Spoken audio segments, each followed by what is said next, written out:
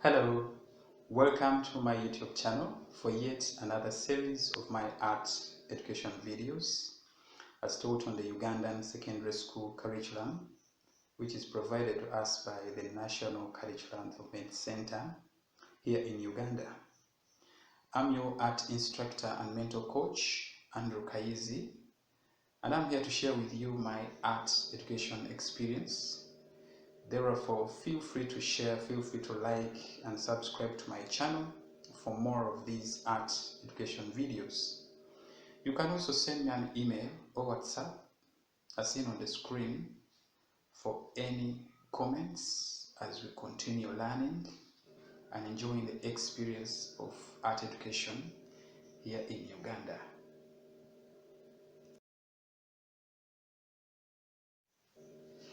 In this particular video, our focus is on an art paper known as studio technology. It has two words, studio and technology. The paper is on the secondary school art syllabus, like I said, as given to us by the National Curriculum Development Center. It is actually taught and examined at both O and A level. What you need to know is that studio technology is a theory paper, but best understood practically, as you're going to discover. And it has a special position. It has a special place on the art syllabus. And anyone would wish that the learner or the student gets the opportunity to have an experience of studying studio technology, because it's totally different from the other practical papers of still life, living person, imaginative composition, so on and so forth. Therefore, let's have the time to go ahead and go into the details of the paper.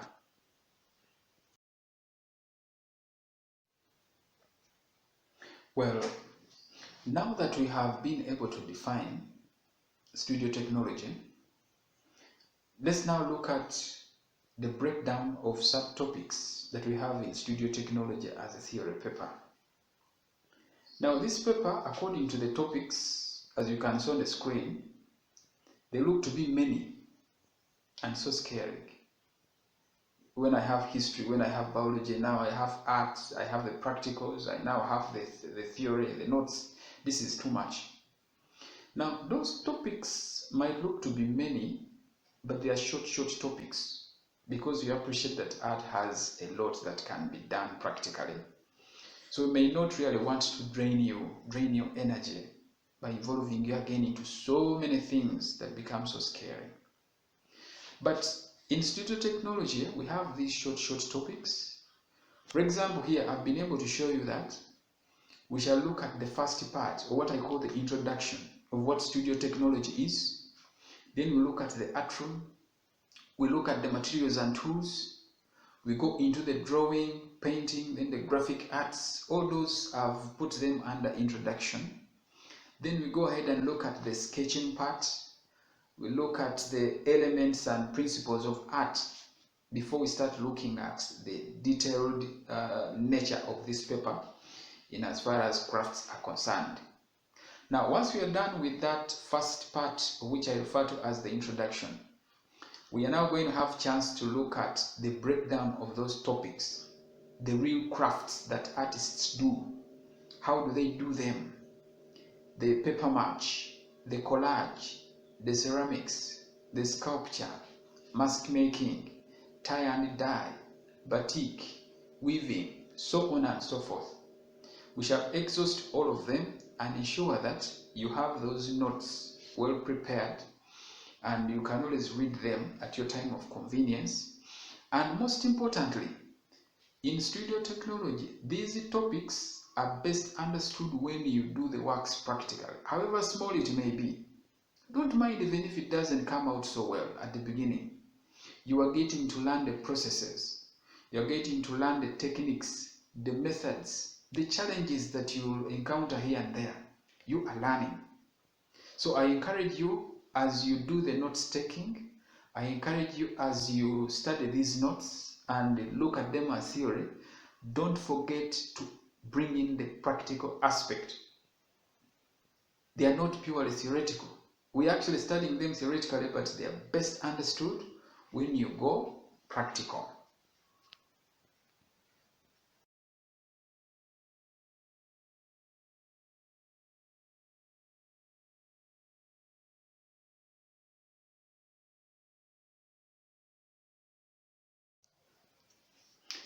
Now, the word studio technology has two words.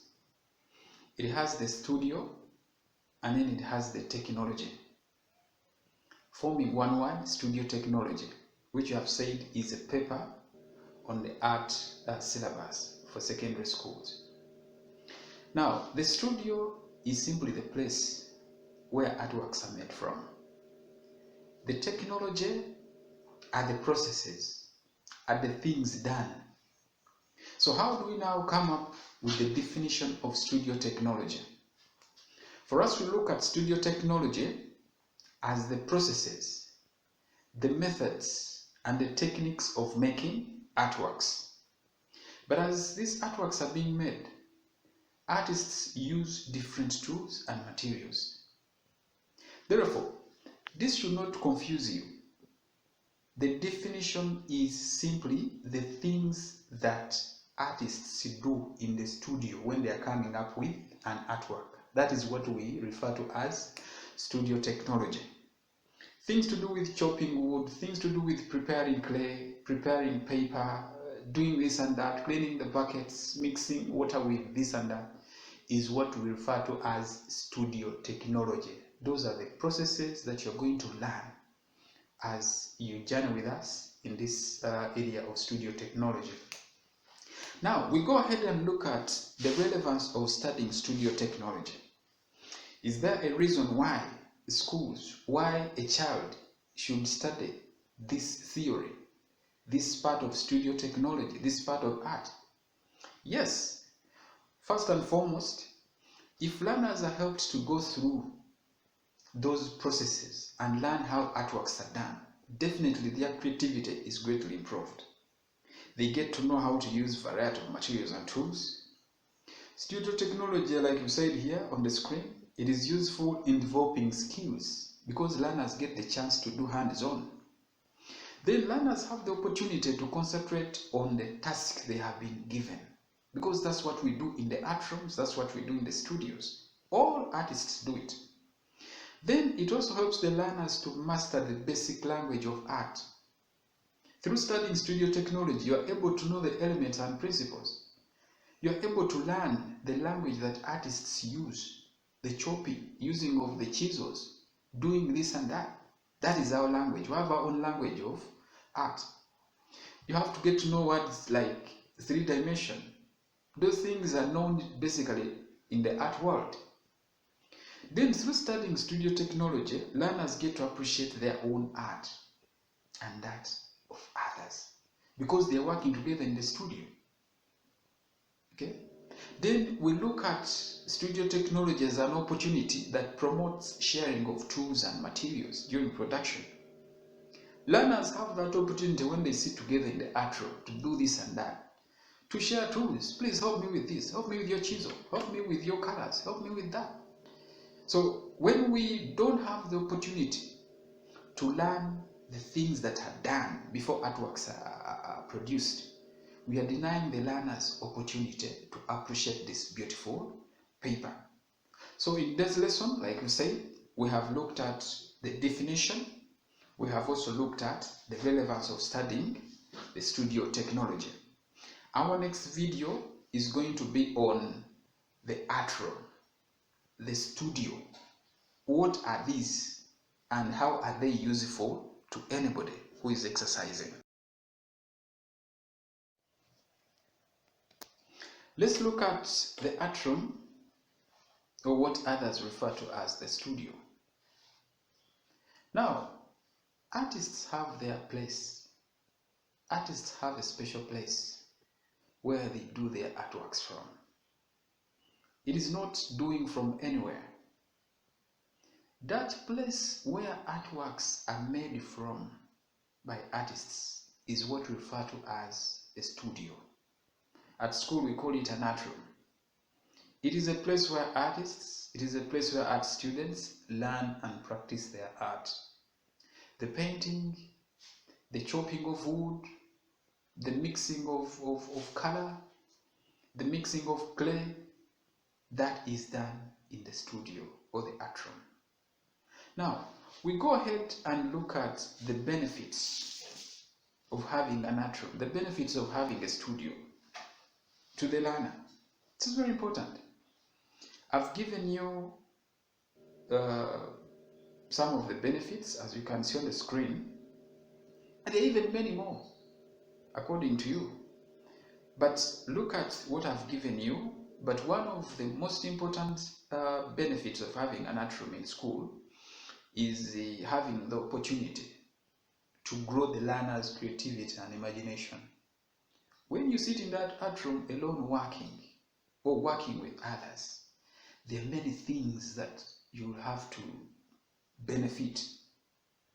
You know, you sit with others, you work with others, your creativity, your imagination, your concentration to work, the opportunity to experiment with different tools because they're in there, the opportunity to share ideas, materials and tools, the opportunity to evaluate your artwork, evaluate what others are doing, the opportunity to keep your finished works there, the opportunity to have a place that shelters, that has your work kept without getting any damage. That place is the art room, and it is of a great benefit to you, the learner, to the school, to the teacher.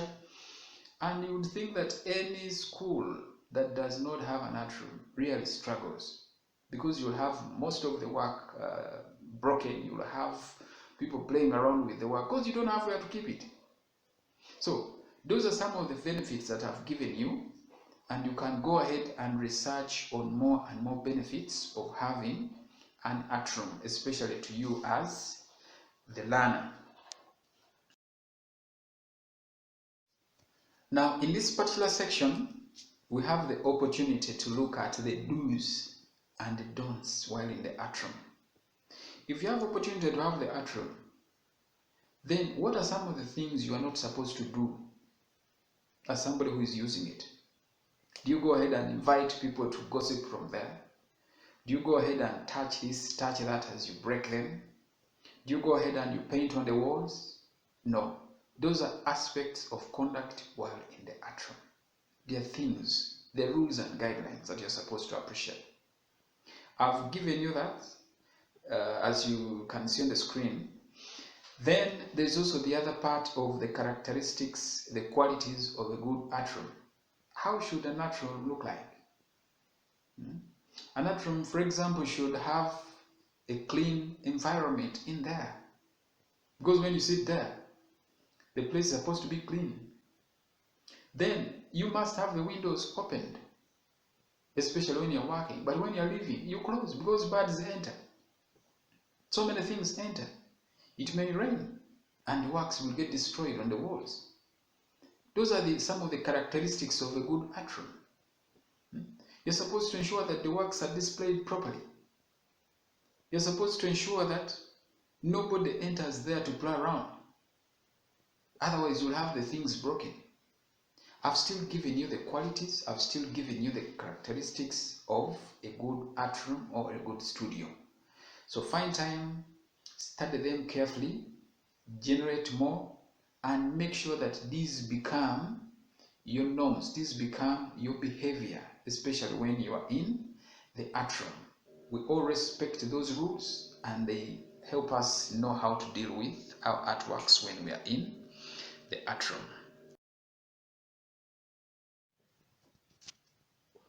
Now, our next feature here is all about materials and tools. How can you come up with an artwork without materials, without holding a tool?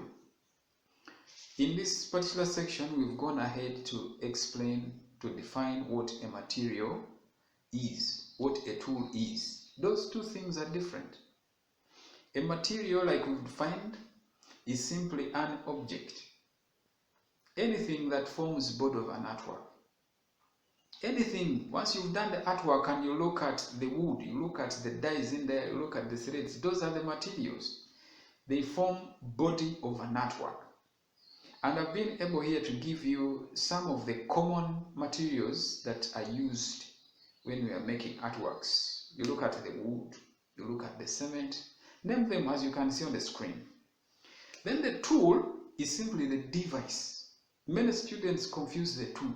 You define a tool as a material, define the material as a tool. They are different. Now for a tool, this is the device that you hold in your hands while performing a given task. It could be a brush. You cannot say brush is a material. How can you say a needle is a material? You simply hold that device as you do the knitting. You simply hold that tape measure when you are taking some measurements. Now is that one a material? So we need to draw the difference between a material and a tool. I've also gone ahead to give you some of the examples of tools, common examples of tools that are used in the art room or used by the artists. So I'll expect you to go ahead and continue discovering more and more materials and tools, and go ahead and use them if you want to have the best experience of studio technology as a paper.